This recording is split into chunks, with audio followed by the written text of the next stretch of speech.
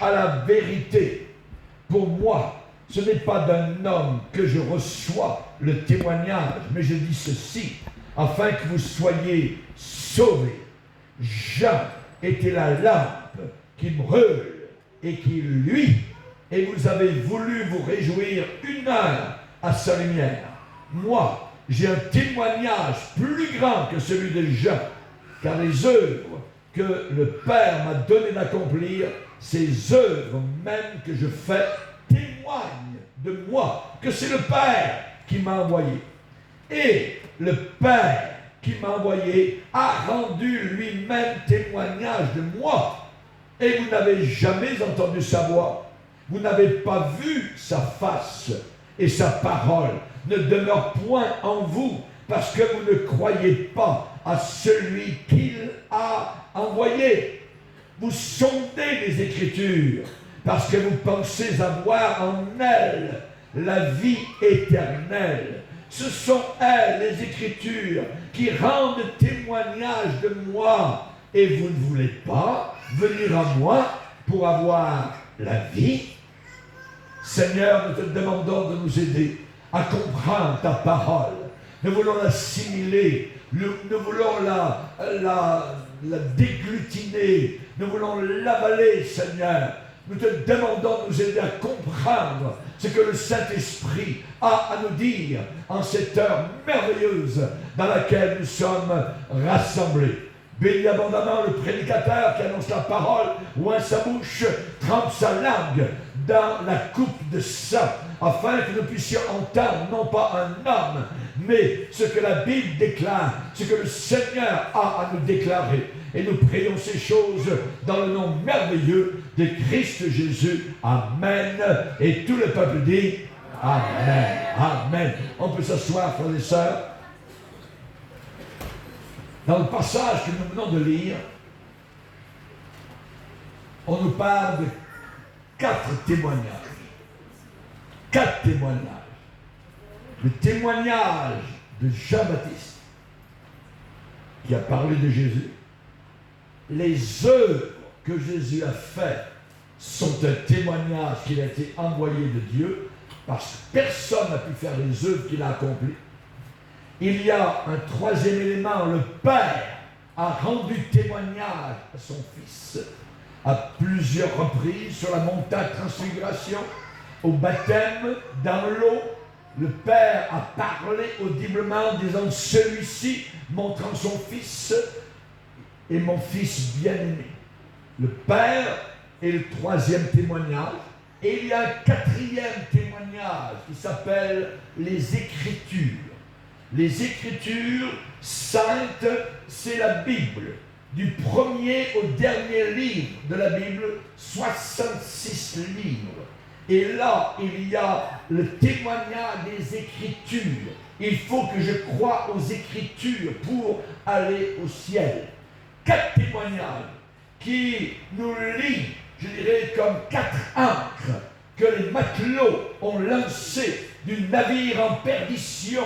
Et la Bible dit que de la poupe, ils ont envoyé des ancres dans la mer pour maintenir l'épave, afin qu'elle n'aille pas se briser contre les rochers. Et nous avons ici 4 ancres qui nous attirent, qui nous solidifient dans le sol de la foi. Nous avons Jean-Baptiste, nous avons les œuvres de Jésus, nous avons le Père et son témoignage et les Écritures. Et nous allons nous arrêter particulièrement aujourd'hui sur un seul témoignage. Mais une seule encre est suffisante. L'encre de Jean-Baptiste. J'aime Jean-Baptiste. L'aimez-vous?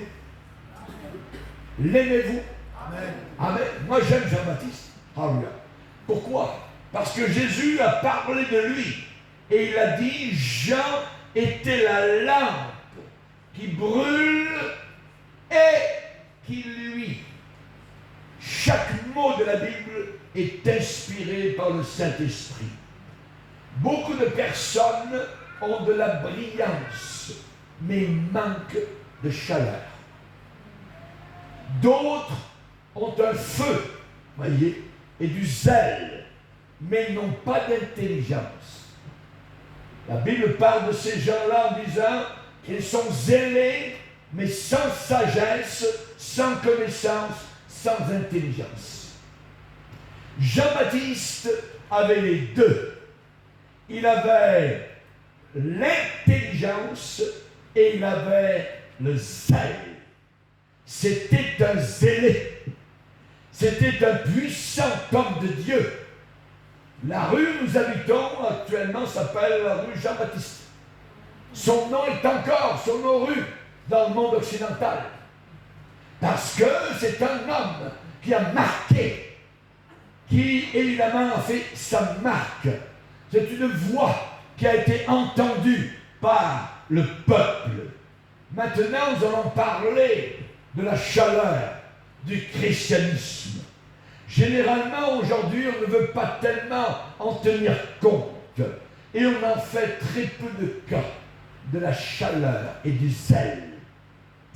Et toute suggestion que quelqu'un est enthousiasmé démontre une certaine émotion, alors on dit c'est un pauvre d'esprit, c'est quelqu'un qui a un pauvre jugement. La tendance, c'est de briller sans brûler. De briller sans brûler. Mais Jean-Baptiste était la lampe qui brûle et qui brille. Et c'est des deux dont nous avons besoin aujourd'hui. Un des problèmes pendant des années de la science a été de produire une lumière physique qui était froide. Pendant des années, on a eu des ampoules à 100 watts, 150 watts. Si vous mettiez la main sur l'ampoule, ça brûlait. Aujourd'hui, nous avons découvert que l'on peut avoir la lumière sans la chaleur. J'ai bien peur que beaucoup de chrétiens soient comme nos lampes d'aujourd'hui. Pas de chaleur. Froide. Jésus dit qu'à la fin des temps, il y aura un phénomène que la charité du plus grand nombre se refroidirait. Il n'a pas parlé des païens. Les païens n'ont jamais eu l'amour agapé, l'amour de Dieu. Il a parlé des chrétiens. Donc il a dit que beaucoup se refroidiraient. Moi, je ne veux pas être dans ce camp-là. Je veux être dans le camp de ceux qui brûlent pour le Seigneur et qui brillent pour le Seigneur. Amen. Amen. Alléluia. La religion aujourd'hui, je dirais d'une certaine manière, semble avoir résolu le problème de la lumière froide.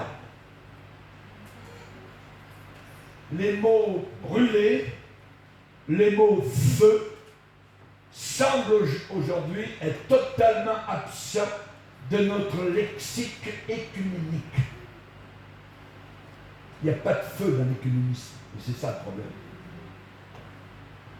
Dans le dictionnaire écuménique, il n'y a pas de flamme. C'est bisous, bisous, je t'aime, tout ça, l'amour, l'amour, à n'importe quel prix. Toi, tu crois ça, mais c'est bien, moi, je crois autre chose, tout ça. On ne reconnaît plus la Bible.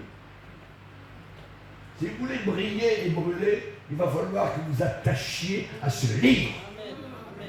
À la parole de Dieu. Parole ineffable et glorieuse. La parole qui ne passera pas. Et évidemment, aujourd'hui, ce que nous avons, c'est une sorte de bouillie chrétienne. Une sorte de salade chrétienne. Une sorte de soupe de giblotte bien mélangée avec des fausses doctrines catholiques.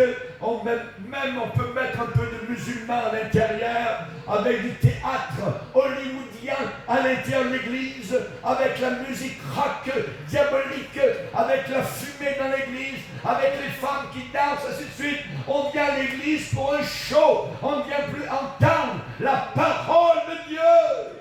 Et on ressort aussi vide qu'on était arrivé.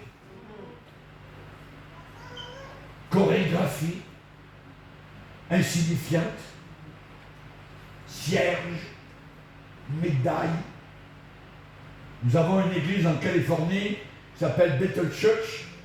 Les jeunes à l'intérieur vont sur les tombes dans les cimetières pour recevoir la puissance. C'est abominable, on a affaire à la nécromancie. Quand le XXe siècle a débuté, les chrétiens authentiques étaient des fondamentalistes. Ils étaient énergiques, ils étaient radicaux, ils étaient remplis et vigoureux. Il y avait flamme, il y avait feu, il y avait un baptême avec du feu. Jean-Baptiste a dit, moi, je vous baptise dans l'eau, mais celui qui vient après moi, lui, il vous baptisera du Saint-Esprit et de feu. C'est ce qui nous manque dans l'Église aujourd'hui. Une Église endormie, une Église laodicéenne, bientôt vomi par la bouche du Seigneur Jésus. Quand les chrétiens se rencontraient le dimanche matin, il y a quelques décennies, la question qu'on se posait les uns aux autres, brûles-tu mon frère? Brûles-tu ma sœur? Est-ce que tu as du feu dans le cœur? Aujourd'hui, on arrive à l'église, ouais, mais telle équipe a gagné là-bas pour baseball, tout ça, football. Et lorsqu'il y a des rencontres internationales de football, eh bien on annule simplement les réunions et on place un grand écran dans l'église pour que nos chrétiens puissent évidemment voir qui va gagner. On appelle ça l'apostasie.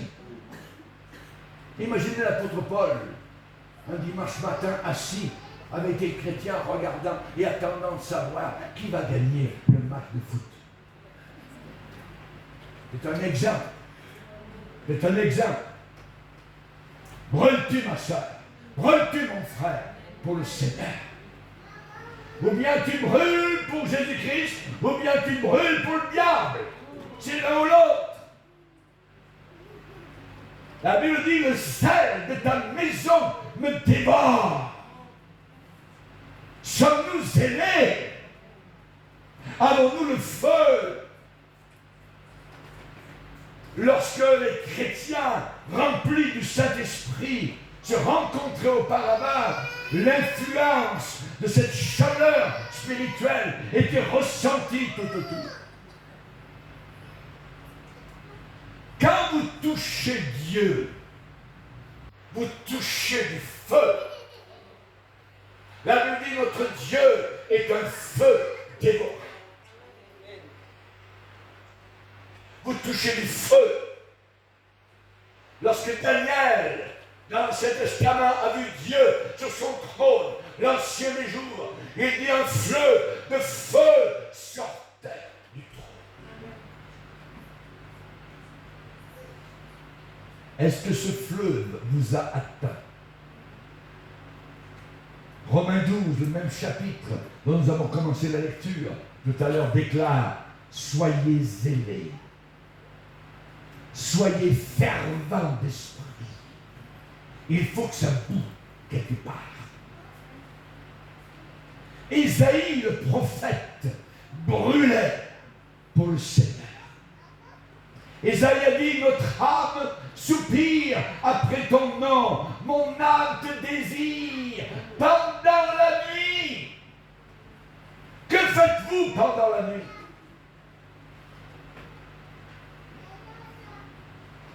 Isaïe disait que son âme soupirait après le Seigneur.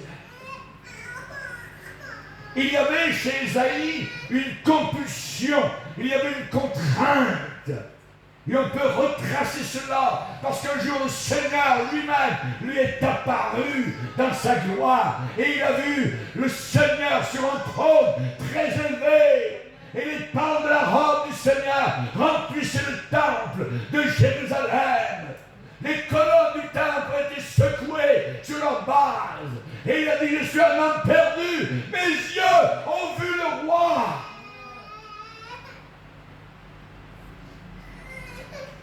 Un ange est venu et a pris des charbons brûlants et a touché les lèvres d'Ésaïe.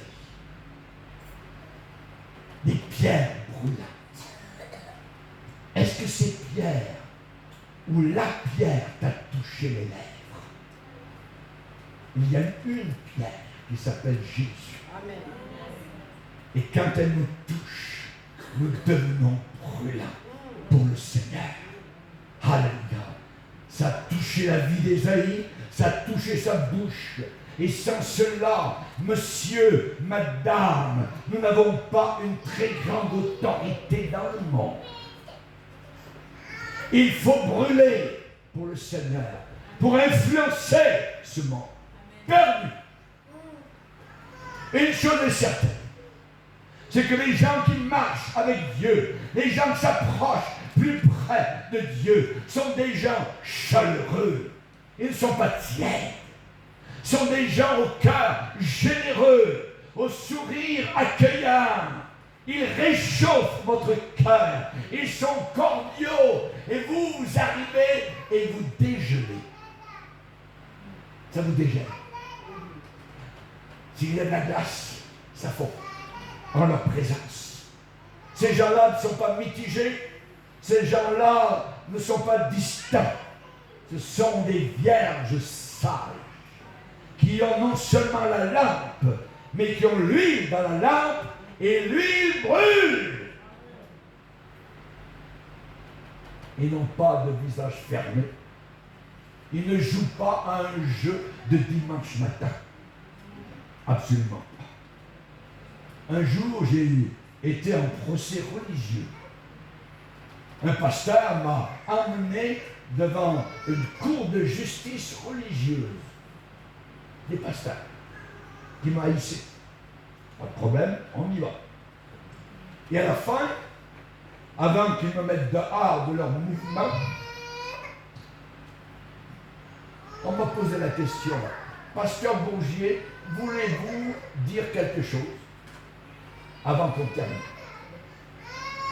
J'ai dit oui, j'ai quelque chose à dire. Je vais vous dire simplement la parole du Seigneur.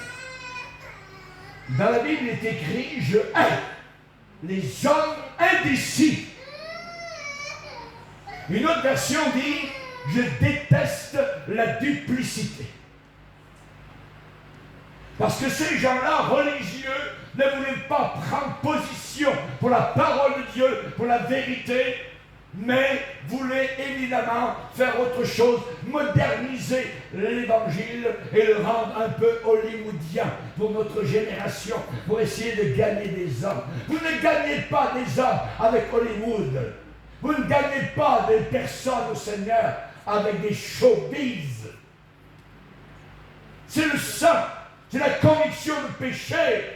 C'est des gens remplis du Saint-Esprit, remplis du feu, qui vous mettent à nu, qui vous déclarent la vérité, qui peuvent vous amener vers une croix et un homme qui a été crucifié. Alléluia. Ces gens qui brûlent, comme Jean-Baptiste, ce sont des gens de foi. Pourquoi brûlent-ils? Parce qu'ils croient. Simplement. Ils croient. Paul a dit, j'ai cru. C'est la raison pour laquelle j'ai parlé. Si vous ne croyez pas, vous avez simplement une croyance. Mais une croyance ne sauve personne. La foi, c'est prendre au mot ce que la Bible déclare. Le témoignage des Écritures. J'ai cru. C'est pour cela que j'ai parlé. Lorsque l'ange qui se tient devant le Seigneur, l'archange, l'archi-ange, est descendu sur la terre et est arrivé devant un homme qui officiait à Jérusalem. Et lui a dit, tu sais, ta prière est exaucée. Ta vieille femme, Élisabeth, va avoir un enfant.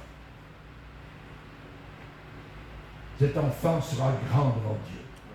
Et il sera rempli du Saint-Esprit dès le sein de sa mère.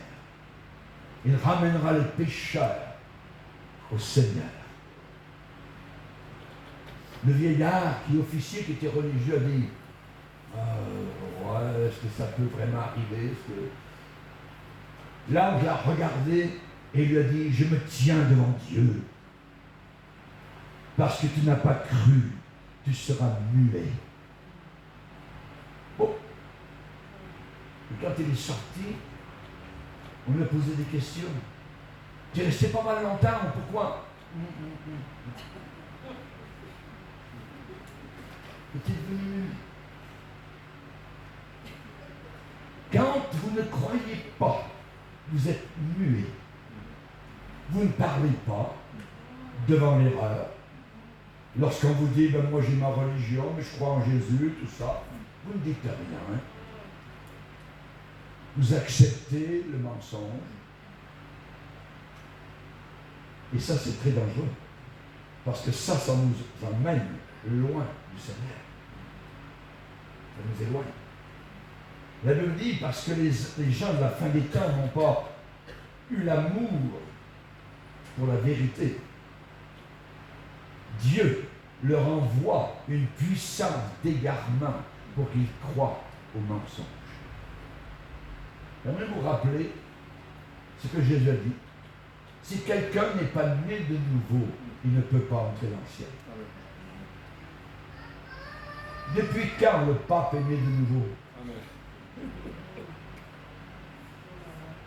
Le dernier pape est en enfer, comme tous les autres papes. Ils sont tous en enfer. Mais les médias ont une telle puissance que si vous les écoutez, vous allez penser que c'est un homme de Dieu. Et qu'en arrivant dans le ciel, le Seigneur Jésus lui a donné une bonne tape sur l'épaule. Lui qui voulait les homosexuels, lui qui désirait que les prêtres marient les homosexuels, lui qui a déclaré que la Bible était trop poussiéreuse et qu'il fallait en faire une autre. Hey! C'est le temps de wake up, se réveiller. Jean-Baptiste n'aurait jamais accepté le compromis, l'écuménisme. Ce que nos pères dans la foi ont découvert en Europe, les John Knox, les Wycliffe, les Luther, et ainsi de suite, est-ce que c'était faux? Est-ce qu'ils ont fait erreur? Non. L'Église luthérienne mondiale a accepté que des homosexuels soient des pasteurs. Le jour où cela a été voté, c'était aux États-Unis d'Amérique. Et les pasteurs étaient autour de l'église, tout cela. Et soudain est arrivé un ouragan inimaginable qui a envoyé en l'air toutes les tentes et la croix qui était sur le sommet de l'église a été cassée sans tomber. Elle est restée comme ça. Ce qui veut dire que le monde religieux crache sur la croix. Jésus a dit, quand vous verrez l'abomination établie en lieu saint, que celui qui lit fasse attention. Nous avons des églises au Canada qui envoient leur chorale à Rome, chanter pour le pape. L'église pentecôtiste. Bisous, bisous. On ne regarde plus la doctrine, parce qu'ils disent que la doctrine nous divise et l'amour nous unit.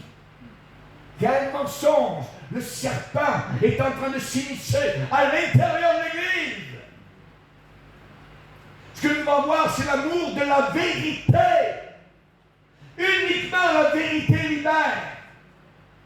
Et non pas l'erreur. Les gens remplis du Saint-Esprit, les gens type Jean-Baptiste, ces gens-là tiennent haut le flambeau et ils ne dérogeront pas. Actuellement au Canada, ils sont en train de préparer une loi où l'on va imposer aux églises évangéliques les homosexuels à l'intérieur de l'église, les accepter tels qu'ils sont sans qu'ils changent. Et toutes les églises qui ne voudront pas cela vont perdre leur droit, parce que nous avons au Canada le droit de donner des reçus d'impôts pour les dîmes que les gens donnent durant l'année. À ce moment-là, si nous n'acceptons pas, nous allons perdre ce droit-là. Il n'y a pas de problème, on le perdra. Mais plus que ça, c'est qu'une taxe va être imposée sur ces églises-là à la valeur du bâtiment. Si le bâtiment vaut 1 million, vous allez avoir 1 million de taxes à payer en un an. Impossible à faire. Donc nous allons perdre nos bâtiments. C'est possible. Qu'allons-nous faire? allons-nous dire, eh ben, les homosexuels, il n'y a pas trop de problème, on va essayer. Non, tu ne peux pas essayer. C'est impossible. Dieu a démontré ce qu'il en pensait avec Sodome et Gomorrhe. Et la Bible appelle cela une abomination. Alors il va falloir enlever notre Bible Romains 1er chapitre. Ou la Romains 1er chapitre, qu'est-il dit? Eh bien, il est dit, c'est pourquoi Dieu les a abandonnés à des passions infâmes. Car leurs femmes ont changé l'usage naturel en celui qui est contre nature, et de même les hommes, abandonnant l'usage naturel de la femme, se sont enflammés dans leurs désirs les uns pour les autres, comme étant homme avec homme, des choses infâmes, et recevant en eux-mêmes le salaire que méritait leur égarement. Qu'allons-nous faire? L'Église, à la fin des temps, va être triée. Il est fort possible que ce que nous appelons une assemblée de, je ne sais pas moi, 5000 personnes, il n'en reste que 60.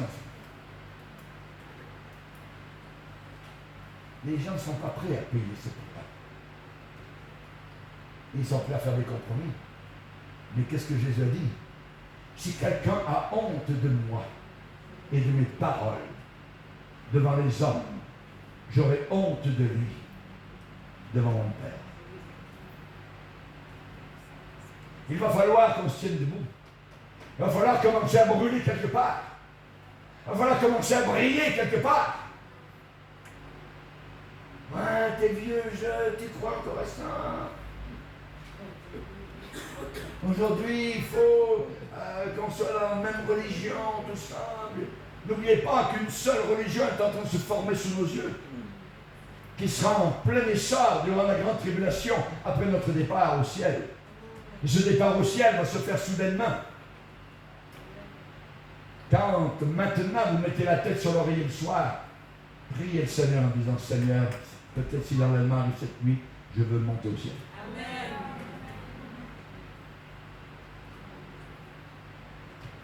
Il faut être plus intéressé à la question « Qu'est-ce que tu crois ?» que la question « Qu'est-ce que tu penses ?» C'est pas ce que je pense qui est important. C'est ce que je crois. Paul a dit « Nous amenons toute pensée captive à l'obéissance de Jésus-Christ. » Paul a dit « Je sais à quoi je pense. » Non. Je sais en qui j'ai cru.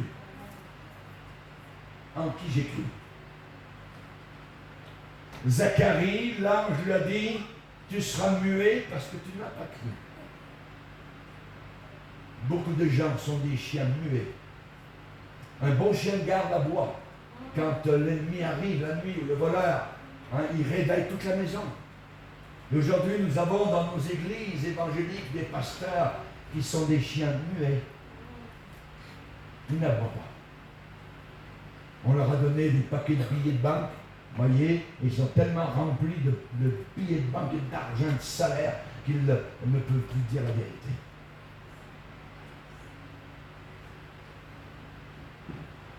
Les gens qui sont comme Jean-Baptiste, décrits par Jésus dans Jean chapitre 5, ces gens-là sont bouillants. Lampe qui brûle et qui luit. Lampe qui brûle et qui luit. Les hommes de foi croient que Dieu est le rémunérateur de ceux qui le cherchent de tout leur cœur. Ça veut dire quoi? Ça veut dire que Dieu récompense ceux qui le cherchent diligemment, avec assiduité, avec application, avec sérieux, avec zèle, qui le cherchent tout le temps. Avec eux, ce n'est pas une religion du dimanche matin. Vous pouvez remarquer ces gens-là, vous pouvez les spotter, je dirais facilement de telles personnes, parce qu'avec ces gens-là, il y a un aplomb. Il y a un bel équilibre spirituel. Il y a du poids. Ce ne sont pas des gens frivoles, ce ne sont pas des gens légers, ce sont des gens remplis d'assurance. Ils sont fermes, ils sont stables, inébranlables, constants dans l'adversité. Ils connaissent la parole de l'apôtre Pierre qui a déclaré qu'après avoir été éprouvé, après avoir souffert un peu de temps sur la planète Terre, il vous perfectionnera lui-même, il vous affermira, il vous fortifiera, il vous rendra inébranlable. Alléluia! Alléluia! Gloire à Dieu! Inébranlable! Cela veut dire qu'on ne peut pas ébranler ces gens. On ne peut pas leur faire passer des mensonges ou des demi-vérités sous le nez sans qu'ils les remarquent. Ils sont des gens qui connaissent Dieu. David disait, je demande à l'Éternel une chose. Je voudrais contempler sa beauté dans son temple. Alléluia. Ce désir est là. Ce désir est dans le cœur. Et ça allume, ça enflamme, ça embrase, ça excite. C'est du sel. Ça crépite, ça craque, ça scintille, ça bondit, ça saute dans le cœur comme un feu de cheminée qui réchauffe la maison. Cette sorte de personne ne négocie jamais avec les médiocres. Non. Avec ceux qui sont bas. Ces gens-là ne négocient jamais avec les insignifiants, les mesquins. Néhémie a dit, moi prendre la fuite, jamais. Avec ces gens-là, il n'y a rien de superficiel. Rien de superficiel. Ce sont des gens qu'on appelle consacrés. Consacrés au Seigneur. Ces gens-là brûlent avec la révélation qu'ils ont reçue de Dieu. Si vous n'avez jamais reçu de révélation, vous ne pourrez jamais brûler. Vous écoutez, bon, parle, là. La volonté de Dieu devient pour ces gens-là, les gens brûlants, de la plus grande importance. Rien d'autre ne compte pour la volonté de Dieu. C'est différent d'un labyrinthe de murmures, de grognements. Il y a beaucoup d'églises où les chrétiens murmurent tout le temps. Mais ils sont comme les païens. Les païens murmurent continuellement. Ils murmurent contre le temps, ils murmurent contre le gouvernement, ils murmurent contre n'importe quoi. Tout le temps, ils murmurent. Il n'y a rien qui va bien avec eux. Ces gens bouillants, ces gens brûlants pour le Seigneur, ils n'ont pas de trucs à offrir aux assemblées. Premièrement, deuxièmement, troisièmement, faites ceci, faites cela, vous voyez. Non. Obéissez au Seigneur, c'est tout. Ils n'ont pas d'astuce. Ils n'ont pas de ficelle à proposer. Ils n'ont pas de publicité. Jésus dit, ceux qui me disent Seigneur, Seigneur, n'entreront pas tous dans le ciel. Uniquement ceux qui font la volonté de mon Père. Ce n'est pas ceux qui disent, ce sont ceux qui font. Qui font la volonté de mon Père qui est dans les cieux. Oui, mais Seigneur, est-ce qu'on n'a pas fait des miracles avant? Est-ce qu'on n'a pas... Je ne vous ai jamais connu ouvrier d'iniquité. Il leur dit la raison pourquoi ils vont aller en enfer. Ouvrier d'iniquité. Ces gens-là, en réalité, ne suivent pas le Seigneur. Il faut plus que des cris dans l'église, que des offrandes de loin. Il faut plus que des réponses musicales. Il faut plus que des applaudissements. Il faut descendre au noyau dur. Le noyau dur, c'est quoi? Je vais vous le donner, le noyau dur. Qu'est-ce que Dieu veut que je fasse individuellement? Ça, c'est le noyau dur. C'est là où le caoutchouc touche l'asphalte. Qu'est-ce que Dieu veut que je fasse? C'est ce que Saul de Tarse a dit quand Jésus lui est apparu. Qui es-tu, monsieur? Je suis Jésus que tu persécutes. Il te serait bien dur de regimber contre les aiguillons. La première question que cet homme a posée, que veux-tu que je fasse? C'est le noyau dur. Que veux-tu que je fasse? Que ta volonté soit réalisée. Et la volonté de Dieu, elle est toujours bonne, toujours agréable, toujours parfaite. Qu'y-a-t-il de mieux que parfait? Le plus que parfait. C'est merveilleux d'être dans la volonté de Dieu. Suis-je prêt à aller sur le chemin que Dieu a pour moi, sans aucun égard aux conséquences, sans rien retenir, sans égard au prix à payer, à la dépense? Alors il doit y avoir le test, l'épreuve à mon zèle. Mon zèle va être éprouvé, testé. Jean-Baptiste était la lampe qui brûlait et qui brillait jusqu'à ce que Jérusalem, toute la Judée et toute la région autour du Jourdain soient alarmés, alertés par cette sonnerie qui ne voulait pas s'arrêter. Si la trompette rend un son confus, qui va se mettre au combat? Le problème, c'est que l'Église aujourd'hui est en pyjama. Elle dort. Elle n'est pas revêtue du casque, de l'épée. Elle n'est pas en éveil. Elle n'attend même pas le Seigneur Jésus. Les faux docteurs sont à l'intérieur en disant non, l'enlèvement c'était une invention, ça c'était inventé il n'y a pas très longtemps, il y a à peine un siècle. Ah ouais? Faux docteur, serpent, en train de s'immiscer à l'intérieur. Beaucoup de chrétiens n'entendent même plus Jésus. N'entendent aucune prédication sur l'enfer. C'est quand la dernière prédication que vous avez entendue sur l'enfer? Vous vous rappelez? Ça fait longtemps.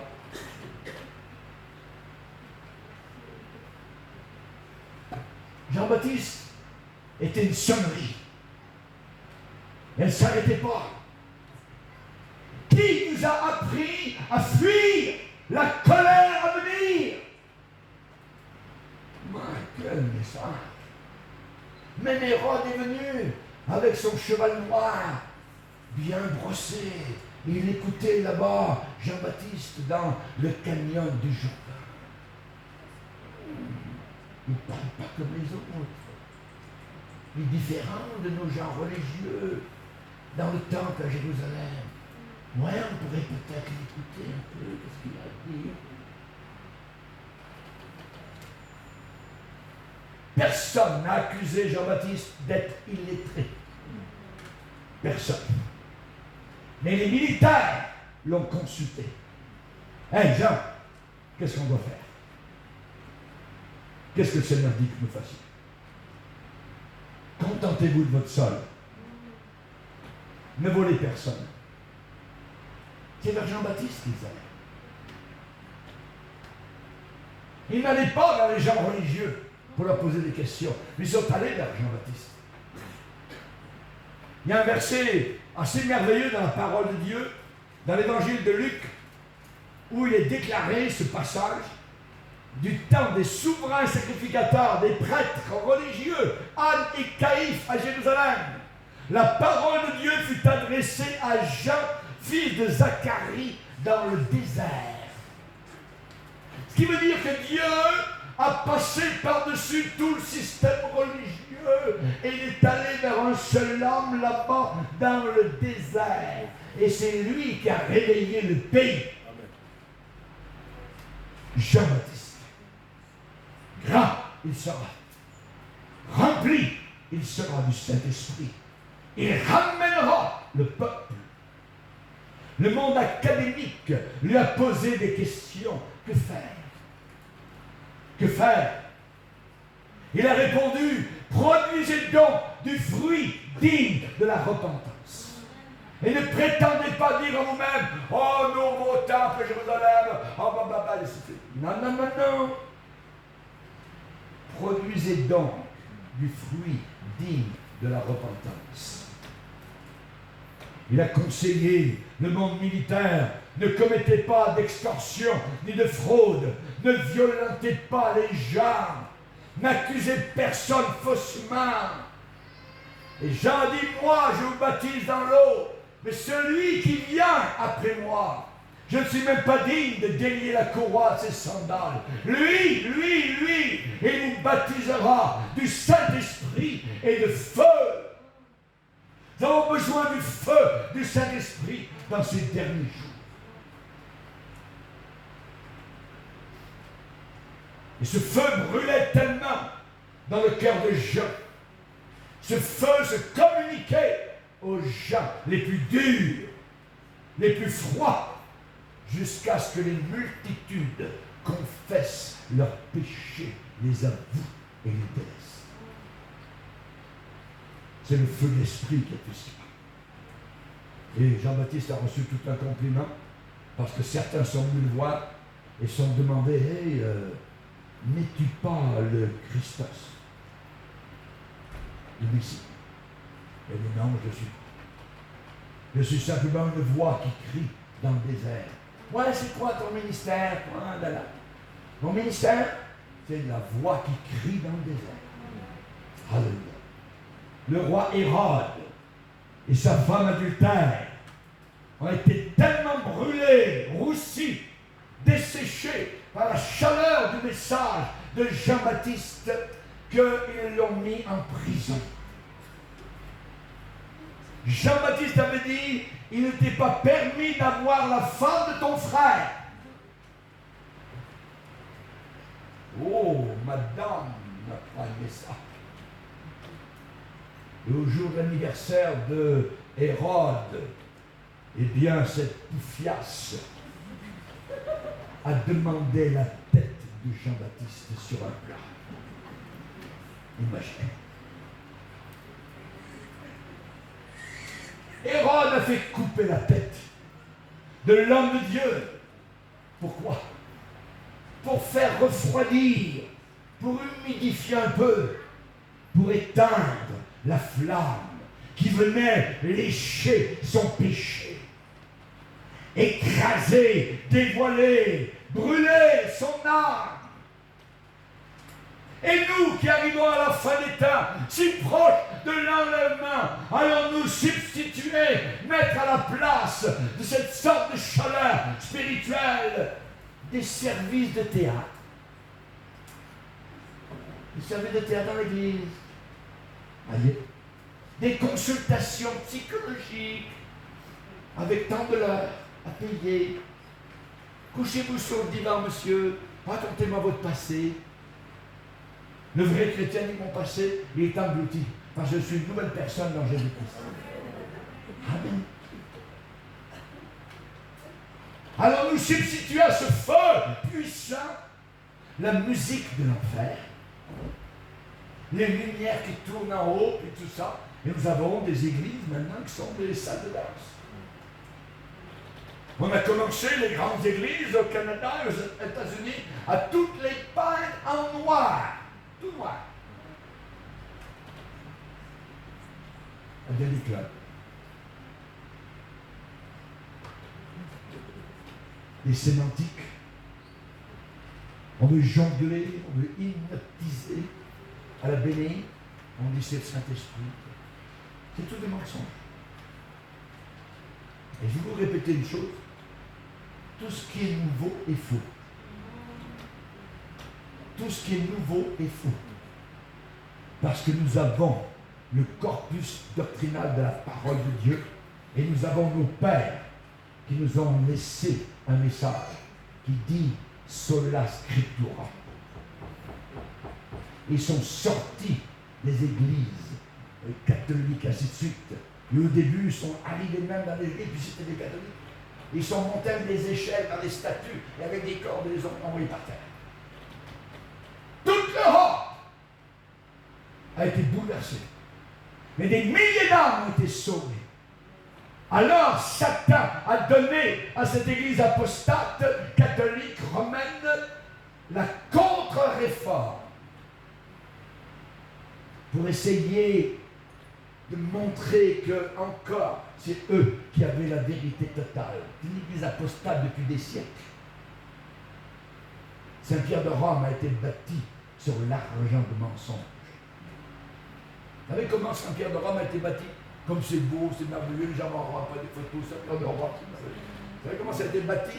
Ça a été bâti par des moines qui ont passé au travers des villes et villages d'Europe, d'Allemagne, de France, d'ailleurs, hein, et qui ont rassemblé les villages entiers, et qui ont dit le moment, écoutez bien, le moment où vous mettez votre balle, votre pièce de monnaie dans le panier, vos amis, vos frères, vos sœurs qui sont au purgatoire s'en vont au ciel directement. Et ils ont ramassé comme cela des millions et des millions d'enfants avec un mensonge.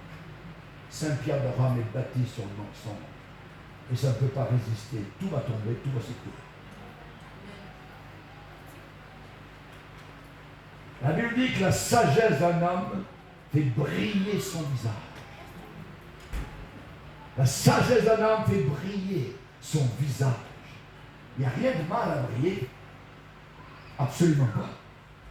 Quand on tourne vers le Seigneur, les regards, le visage est rayonnant de joie. Elle ne se couvre pas de honte.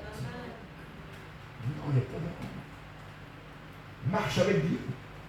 Tu n'auras pas de honte. J'apprécie ce verset. Il n'y a aucun mérite à l'ignorance. Il faut savoir.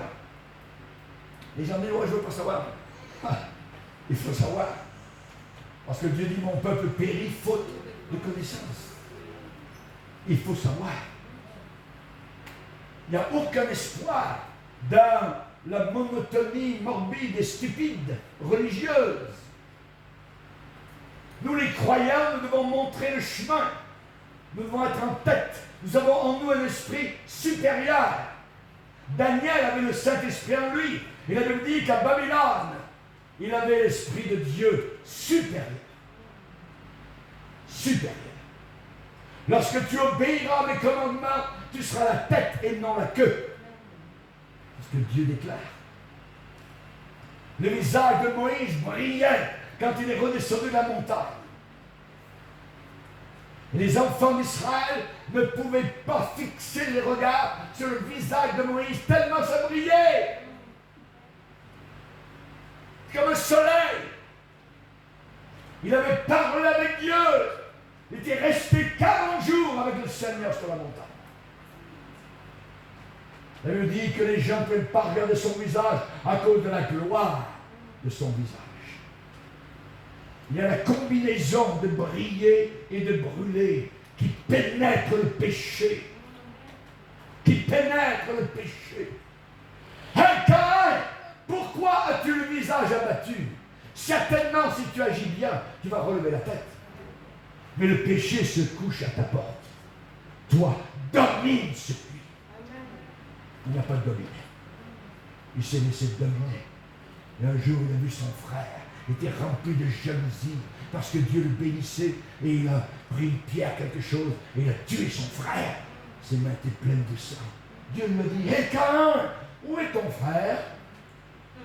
Oh, suis-je le gardien de mon frère? Je ne sais pas. Mensonge. La Bible dit que Caïn était du diable. Il appartenait à Satan. Pourtant, il croyait en Dieu. En enfer, il y a beaucoup de gens, des millions de personnes sont dans l'enfer et qui croient en Dieu. Elle dit, tu crois en Dieu, continue. Le diable, il croit aussi. Il tremble. Tremble. Le Seigneur a dit un jour à Ézéchiel, Ézéchiel, je vais te montrer quelque chose. Perce la muraille.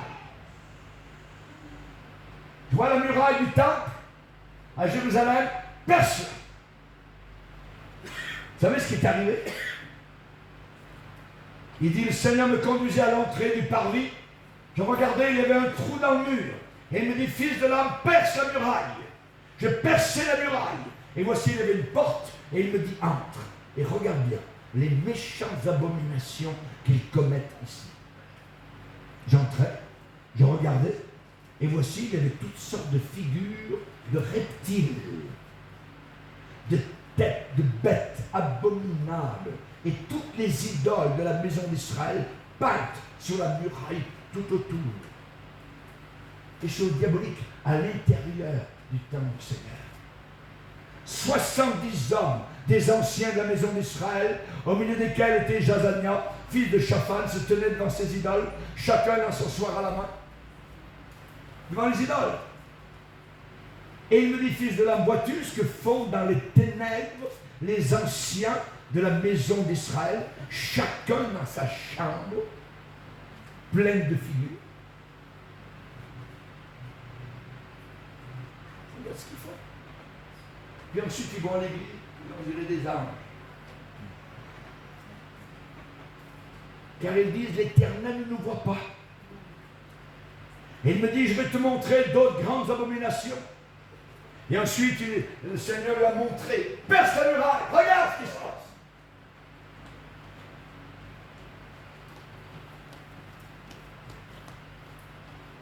Perce la muraille. Nous devons être comme des lance-flammes, remplis d'esprit. Percer les ténèbres, mettre à jour le faire à croire, on appelle ça l'hypocrisie. Hypocritos, en grec, c'est ceux qui jouaient dans des pièces de théâtre. Ils avaient un masque. Dans l'église, beaucoup de personnes ont un masque.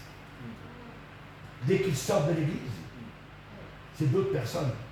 Quand personne ne les voit, c'est des païens. À l'église, on connaît le langage chrétien, il faut tenir compte. On appelle ça des hypocrites. Et Jésus a fouetté ce genre de personnes. Il y a tout un chapitre de Matthieu 23 où il a dénoncé, il a traité de fils de la géhenne, fils de l'enfer, fils du diable, fils de serpent. Il les a pas gérés, il a pris les deux de la cuillère. Parce que c'est la pire race. Jésus a aimé les pécheurs. La femme adultère qui a été prise en flagrant délit, là il l'a ramenée. Il est allé chez Zachée, un voleur. Il a aimé les pécheurs, il était l'ami des pécheurs. Mais les gens religieux qui jouent un jeu, à ça, il ne peut pas le supporter. Étienne avait le feu. Tous ceux qui étaient au siège de Sanhédrin, ayant fixé les regards sur Étienne, son visage leur parut comme celui d'un ange. Il priait, lui aussi. Il avait le feu, il avait la lumière, il avait la connaissance, il avait la sagesse d'un autre monde. Et j'aime voir cela sur les estrades. C'est merveilleux quand on voit cette sagesse, ce feu, quand on entend la parole de Dieu qui nous percute de plein fouet. Étienne brûlait les consciences des prêtres, des pasteurs, des chefs religieux, jusqu'à ce que leur colère ne connût aucune limite, aucune borne. Et ils ont commencé à le lyncher, à le tuer, à le faire taire. Ils l'ont lapidé et ils l'ont envoyé au ciel sous une pluie de pierres. Ça sont des hommes de Dieu. Étienne brûlait les consciences. La Bible dit que ces gens-là qui l'avaient écouté étaient furieux dans leur cœur. Quand vous entendez un homme de Dieu prêcher la parole de Dieu et que dans votre cœur il y a une barrière qui se lève, vous êtes en danger. Il faut accepter la parole non pas comme la parole d'un homme, mais comme ce qu'elle est véritablement, la parole de Dieu. La chaleur d'un seul homme a fatigué toute la ville. Imaginez. La chaleur d'un seul homme a rendu la vie inconfortable. J'ai vu ces gens-là dans mes réunions, que ce soit en Afrique, en Europe ou ailleurs, aux États-Unis, qui n'arrivent pas à tenir sur leur chaise, qui regardent leur monde, qui ont envie de sortir, s'en aller, ne peuvent plus supporter, parce que le feu les brûle. Ils sont dévoilés.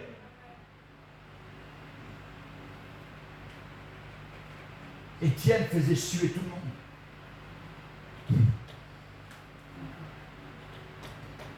Nous devons apporter la canicule spirituelle.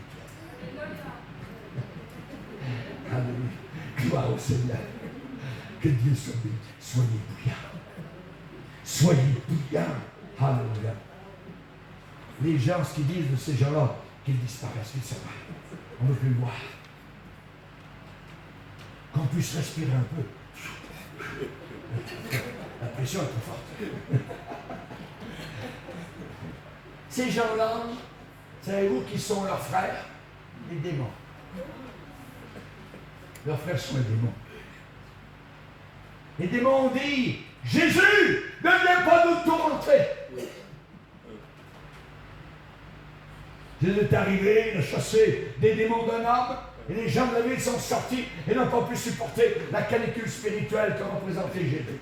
Ils ont dit, va-t'en, va-t'en, va-t'en, on ne veut plus te voir. Et Jésus n'est jamais revenu dans cette ville. C'était le temps où ils auraient dû se repentir. Aujourd'hui, ils sont en enfer et pour l'éternité.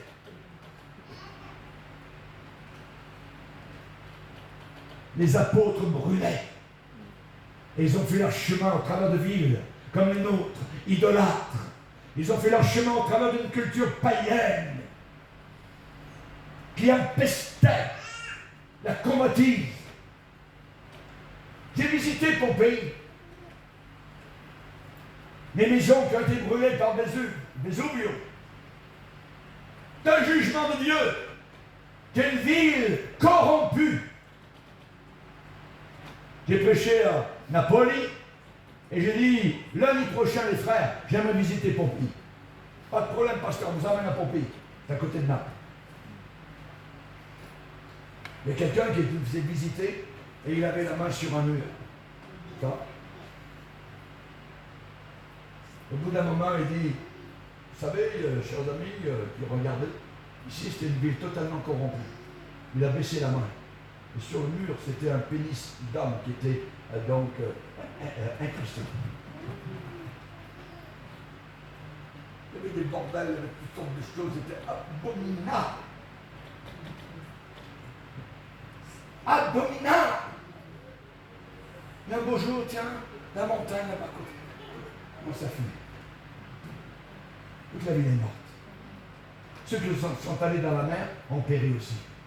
Même la mer était brûlante. Il y en a qui sont restés chez eux, la fumée les a suffoqués.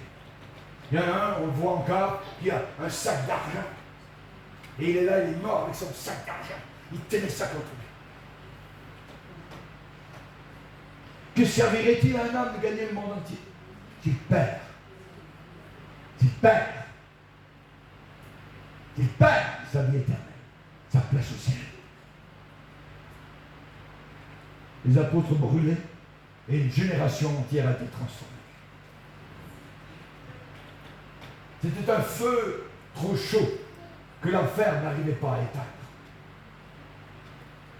Et la Bible dit dans la parole de Dieu, Paul déclare, connaissant donc la terreur de Dieu, nous cherchons à convaincre les hommes. Connaissant la terreur de Dieu, la crainte de Dieu. La Bible dit, c'est une chose terrible que de tomber entre les mains de Dieu vivant. Terrible. Moi, je préfère tomber entre les mains de Jésus. Parce qu'il est tombé entre les mains des hommes pour que je sois sauvé. Alléluia. Au-dessus de tout, ce que nous voyons, ces gens-là étaient déterminés. Il y avait une détermination, une fermeté, une volonté. Ils avaient une brillance de pensée, une chaleur d'esprit. Une tête brûlée peut se faire facilement égarer. Mais celui qui est fervent d'esprit va persévérer, il va persister et il va continuer jusqu'à la porte de gloire dans le ciel. En terminant, je vous dirai que les hommes de feu, les hommes enflammés se sacrifient. Ils renoncent à eux-mêmes. Ils ne s'embarrassent pas des choses de la vie. Comme un soldat qui part à la guerre. Ils ne se mélangent pas avec les hommes du monde, si ce n'est pour leur faire du bien. Attention, les mauvaises compagnies corrompent, pourrissent les bonnes manières. Dis-moi qui tu fréquentes, je vais te dire qui vraiment tu es.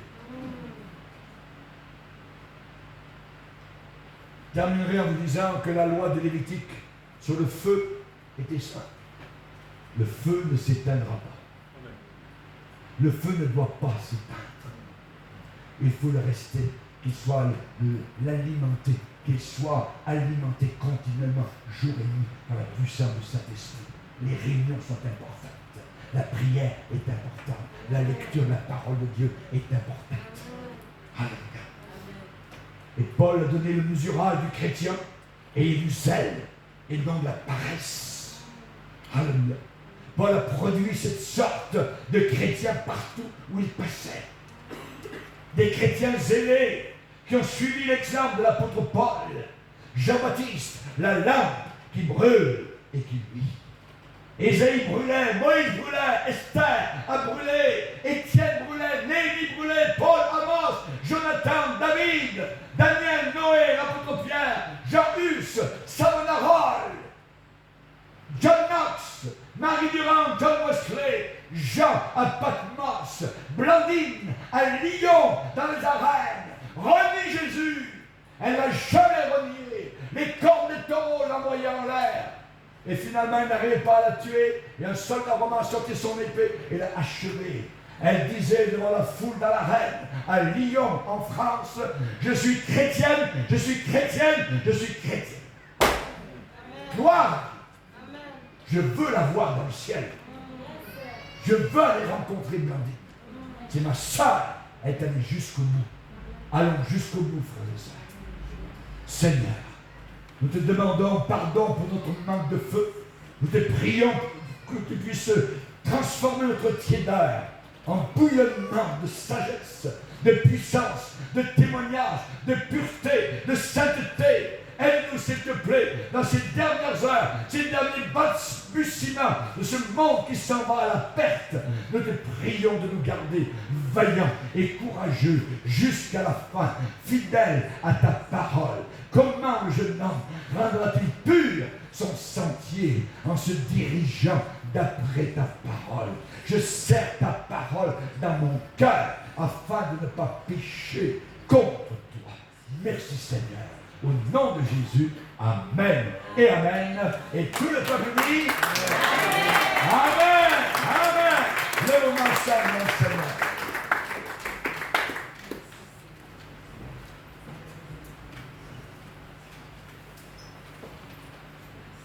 Après avoir entendu un message semblable, nous sommes touchés par l'Esprit de Dieu. La facilité avec laquelle le Saint-Esprit est capable de nous rencontrer à notre niveau. Nous avons besoin de sa présence. Et je vais peut-être maintenant faire une prière générale. Nous avons tous besoin d'être debout. Je vous demanderai de fermer vos yeux et de prier avec moi cette prière. Seigneur Jésus, je viens à toi. Garde-moi, fidèle à toi, dans ces derniers jours. Je ne veux pas, Seigneur, devenir tiède. Pardonne-moi toute tiédeur qu'il y a en moi. Donne-moi le feu de ton Saint-Esprit. J'en ai besoin. Tu as promis de me baptiser dans le Saint-Esprit et dans le feu. Aide-moi, Seigneur, non seulement à briller, mais à brûler. Merci, Seigneur, pour ton amour et la puissance du calvaire. Tu m'as donné le pouvoir de marcher sur les serpents, les scorpions et toute la puissance du diable. Merci Seigneur pour la victoire que tu m'accordes maintenant, en cet instant et dans ce lieu. Au nom de Jésus. Amen. Amen. Alléluia.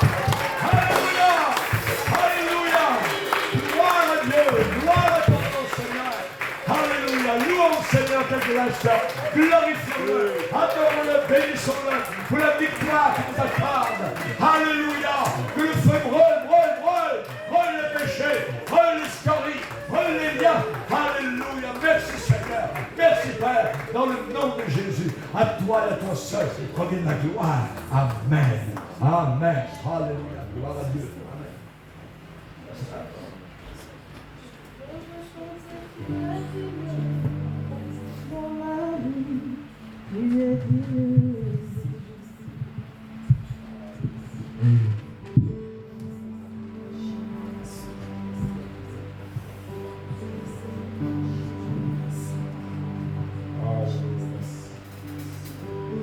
Merci Jésus, merci Jésus. Nous te disons merci. Il a semé la bonne semence dans ta vie, dans ma vie. Si on peut chanter ensemble, si tu ne connais pas les chants, continue à remercier le Seigneur.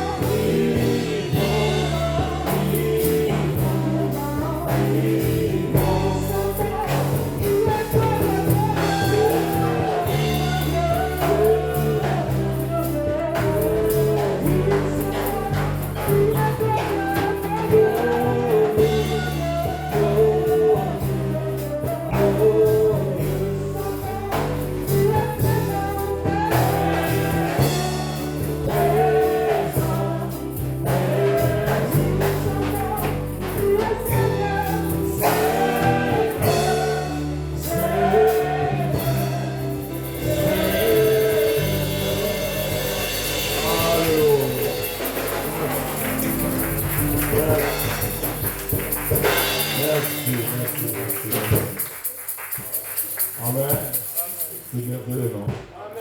Gloire à Jésus. Merci beaucoup, papa. Que le Seigneur vous bénisse. On peut prendre la place. Merci.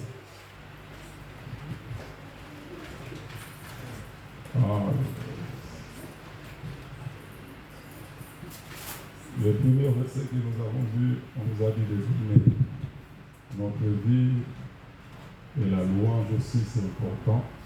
Et de donner aussi quelque chose pour l'avancement de l'œuvre de Dieu, c'est important aussi. Amen. Amen. Si nous sommes prêts, le groupe il va nous amener aussi dans la louange, l'adoration pour qu'on puisse vraiment donner pour l'avancement de l'œuvre du Seigneur. Amen. Amen. Si on peut se mettre debout encore, de passer devant pour contribuer pour l'œuvre du Seigneur.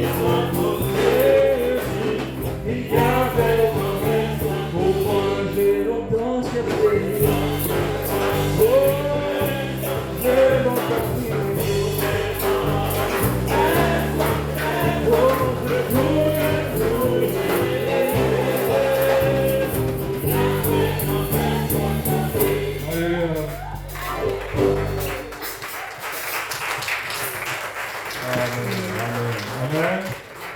Alors je demande à Papa Joël de prier pour le front.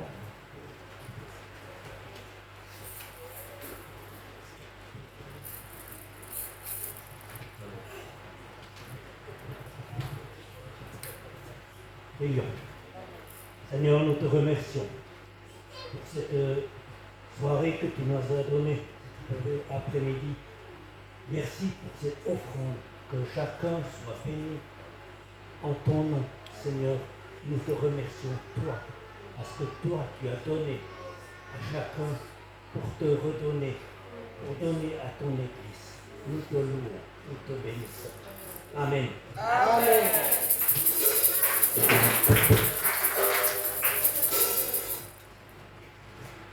Amen. Amen. Alors nous sommes presque à la fin. Papa il vous a dit déjà que demain on